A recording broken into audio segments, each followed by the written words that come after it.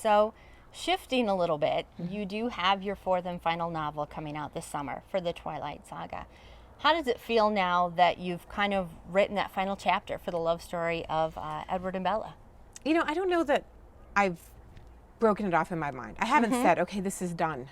There are other stories to the characters there that I may end up exploring someday. And as long as I keep that possibility out there, it's like I'm keeping everybody alive. So I can't look at it as this is final, because that would just be too sad. Yeah. It'd be too sad for me. Yeah.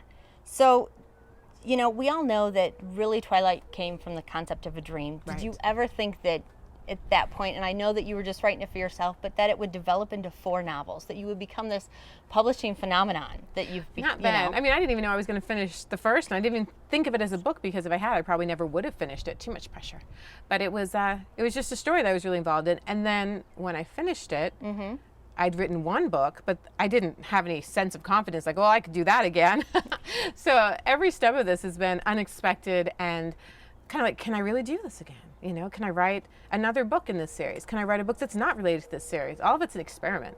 So briefly building on Edward and Bella, you've got the Twilight movie coming in December. So how excited are you? Oh, I don't know that there's a limit to that.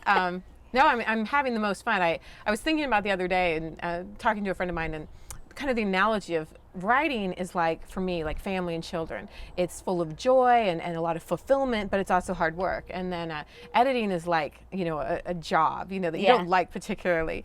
And then publicity is like the surreal dream sequences. The movie is just the fun. It's like college. It's like no consequences fun.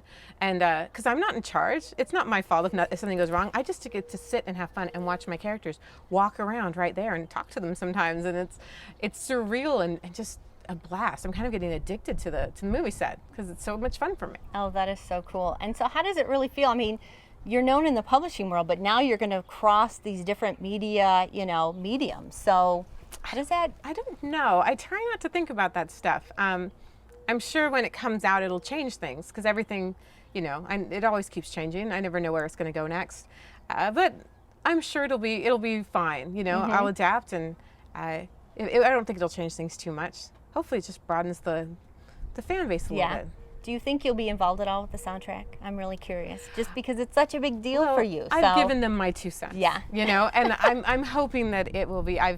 They pretty much guaranteed me that no country, no rap, so I'm feeling good about that. Oh, that's very good. That would make sense. Yeah. That would make sense. Well, Stephenie, I'd like to thank you again for sitting down with us today. I appreciate it, and we're all very, very excited about the host and then leading into the summer for Breaking Dawn. So congratulations on everything. Thank you. And thank you again. Oh, thank you so much.